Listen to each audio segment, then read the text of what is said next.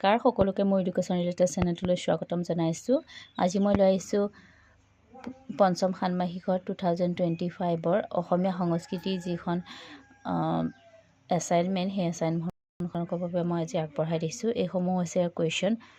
এইখনো 50 মাৰ্কৰে আছিল এছাইনমেণ্ট। প্ৰতিটো কুৱেশ্যনতে 10 মাৰ্কছকৈ আছে আৰু প্ৰতিটো কুৱেশ্যনৰ এনচাৰ 200 ৱৰ্ডছৰ পৰা 250 ৱৰ্ডছৰ ভিতৰত লিখি শেষ কৰিব লাগিব।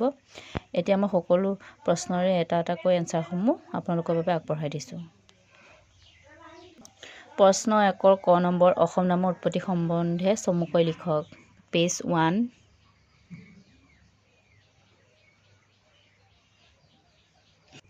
পেজ 2,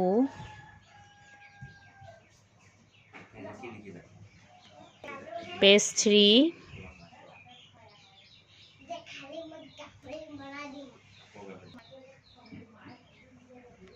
পেজ 4,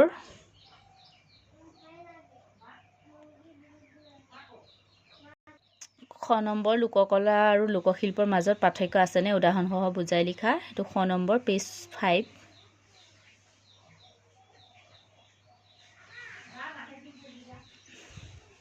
পেজ 6,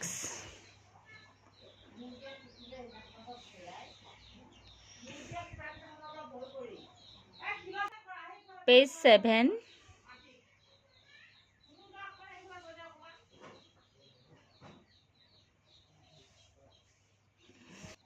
গ নম্বৰ, অসমীয়া জাতি বুলিলে কি বুজে? ইয়াৰ স্বৰূপ ব্যাখ্যা কৰা।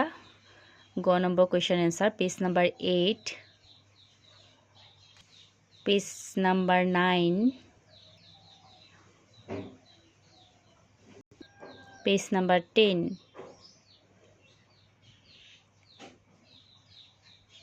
নম্বৰ 11,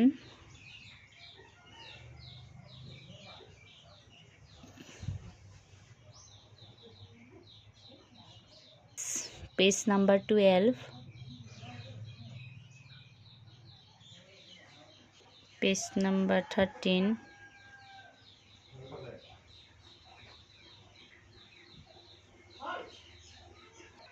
তিনি নম্বৰ ক, পেজ 14,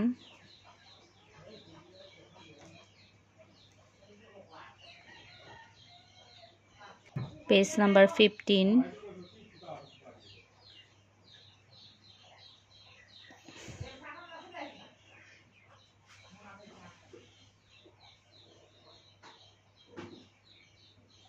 পেজ নম্বৰ 16,